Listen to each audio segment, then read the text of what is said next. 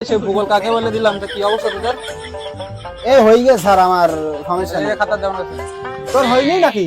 আমার একটুখানি বাদ দিয়েছে। তা খাতা দে, তুই স্যারের কাছে খাতা দে তুই। না আমি একজন বাদ দিয়েছে তো লিখে তা লেখ লেখ তাড়াতাড়ি লেখ। নেন স্যার। স্যার কি কি লিখেছিস? ভূগোল কাকে বলে? লেখা তো ভালোই। 1 নম্বর প্রশ্নের উত্তর, ভূ শব্দের অর্থ গোল। আমরা জানি পৃথিবী গোল। এই গোল বানান তো ভুল, কি লিখেছিস এ? গোল তো গোলই, গোলই বানানো তো ভুল, কি লিখেছিস?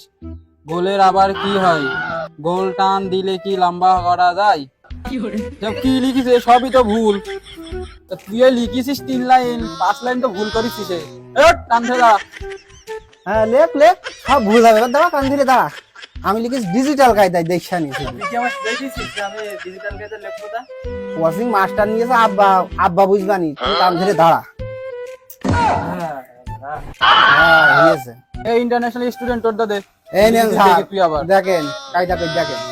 ভূগোল কাকে বলে 1 নম্বর প্রশ্ন, তো সবই তো ঠিক আছে, তো এ আবার কি জিনিস?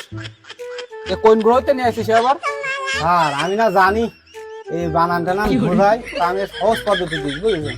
এটা হচ্ছে ডিজিটাল প্রসেসিং সিস্টেম, বুঝলেন?